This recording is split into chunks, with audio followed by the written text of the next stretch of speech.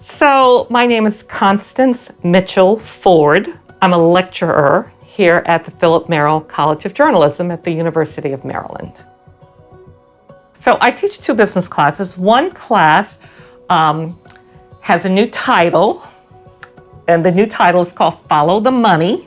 And that class teaches students how to understand some of the major themes that they're discussing on Capitol Hill today, the biggest issues. Because the biggest issues on Capitol Hill, for the most part, are finance, money, business, economic issues.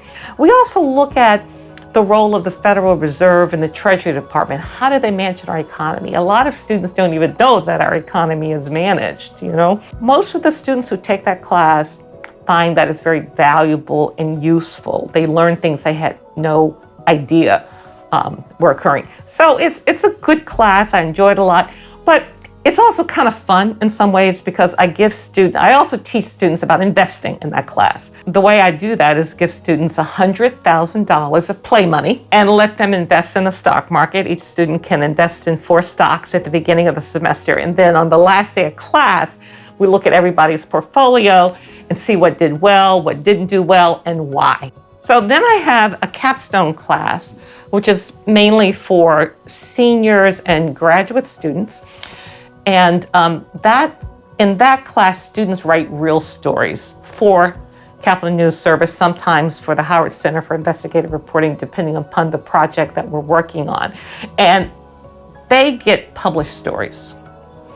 They're writing published stories, which runs a gamut. I had students last year write stories about Wall Street firms taking over trailer parks. We had students writing about the boom in business startups, which was interesting because during a pandemic, we had unemployment went really high. But what was happening also at the same time is that there were all these people deciding to start their own businesses. So we took a look at that. So we take a look at a lot of really interesting stories, and the students all get their own bylines, and that's what's so important about that class. It's a chance for students to get bylines on subjects they care about, and actually appear in Capitol Newswire. And what's really important about Capitol Newswire is that the stories are often picked up by other publications. So some of my students would write stories. I had one students who wrote stories about how some hotels during the pandemic were making so little money or losing so much money that they became small apartment buildings. So that story got picked up a lot. The story about the business startups, oh my gosh, that was picked up by about 6 or 7 other Maryland-based publications. When I was a student here many decades ago, we didn't have many specialized classes, but now we do have business and economics reporting. And the reason, part of it, is that journalism has become more difficult and has become more complex, just like the world around us has become more complex. We need people writing about conservation and environmental who know something about the issue. We need people writing about healthcare who know something about healthcare.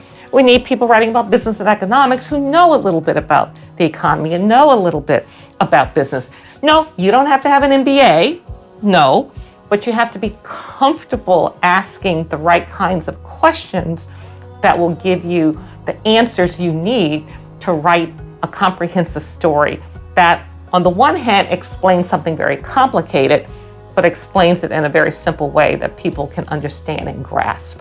A lot of publications like to hire people who specialize in something, who understand something. It's important to kind of specialize in something, even if you end up in 4 or 5 years from now going in a different direction. That's okay. Sometimes the things that you learn in business reporting, for example, can carry you into all different types of other reporting areas. But at least specializing in something like business and economics, you'll get a job because they're always looking for business and economics reporter. If you have data analysis, you will get a job. And if you have both business and data analysis, you're definitely going to get a job. And again, you may decide to only be a business reporter for 4 or 5 years, but then you can take those skills that you've developed and start covering something else.